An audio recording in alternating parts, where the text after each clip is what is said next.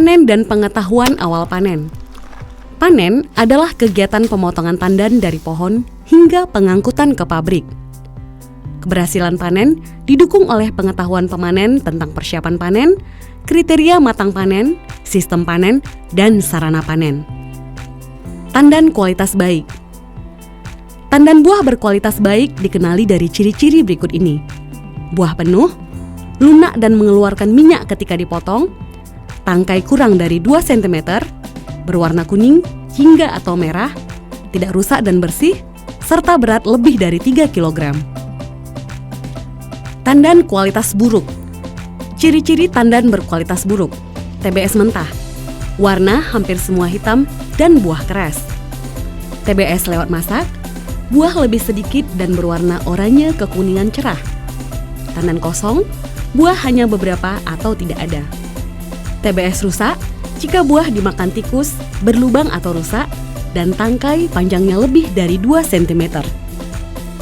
Agar tidak terjadi kesalahan pemanenan, periksa standar kematangan minimum.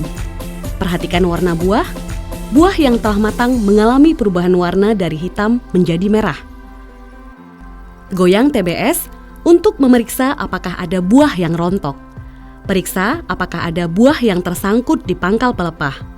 Paling tidak ada 2 brondolan yang jatuh ke piringan. Jika standar kematangan minimum pemanenan sudah terpenuhi, lakukan panen. Jangan lakukan pemanenan saat buah masih kurang matang. Panen tidak memenuhi kategori atau berkualitas buruk akan menyebabkan harga jual lebih rendah atau konsekuensi pemotongan berat total. Saat panen, kenakanlah alat pelindung diri seperti sarung tangan, helm, sepatu, dan kacamata pengaman. Serta hati-hati saat memanen dekat dengan kabel listrik. Alat-alat yang digunakan dalam pemanenan harus aman. Periksalah semua peralatan dalam kondisi baik sebelum melakukan pemanenan. Dodos disambung dengan pipa besi atau tongkat kayu untuk tanaman yang berumur kurang dari 6 tahun. Egrek disambung dengan galah aluminium atau bambu untuk tanaman berumur lebih dari 6 tahun. Piring plastik atau aluminium dan karung bekas untuk pengumpulan brondolan di TPH atau tempat pengumpulan hasil.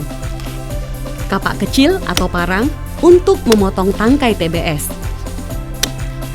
Pastikan semua alat panen ini, egrek, dodos, parang, dan kapak kecil ada sarungnya. Kereta dorong atau alat untuk mengangkut buah ke dalam truk.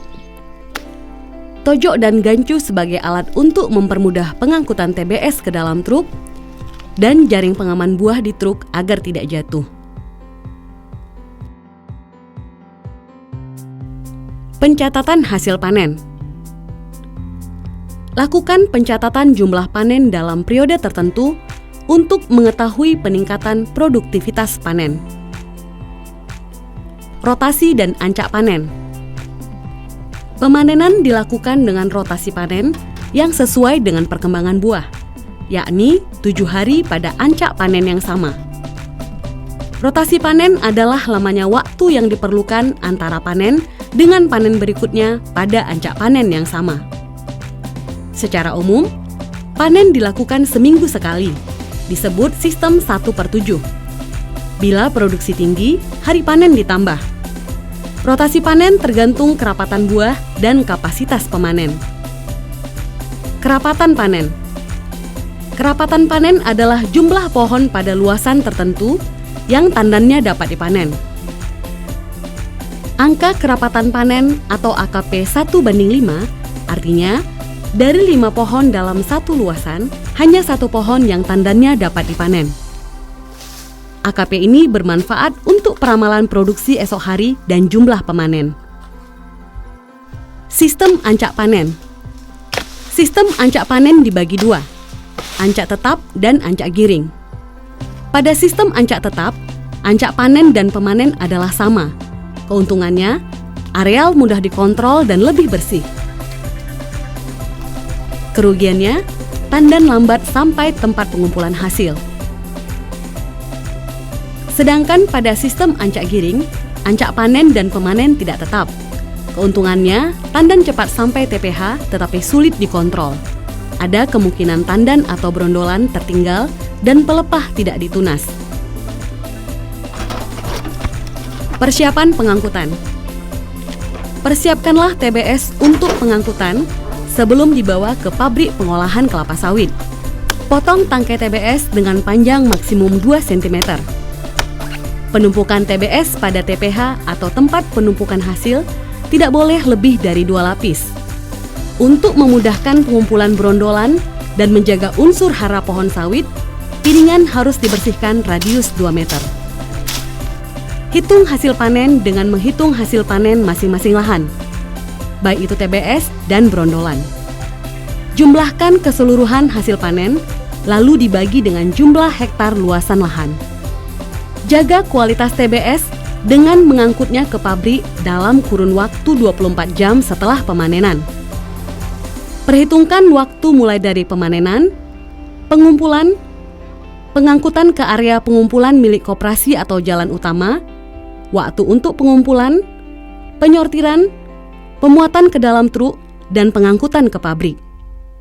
Agar bisa dijual ke pasar dunia, tingkat ALB atau asam lemak bebas harus kurang dari 5%. Pengangkutan TBS yang aman dapat dilakukan dengan cara memuat TBS sesuai lebar truk, tinggi muatan sesuai tinggi truk, berat muatan harus sesuai kapasitas truk,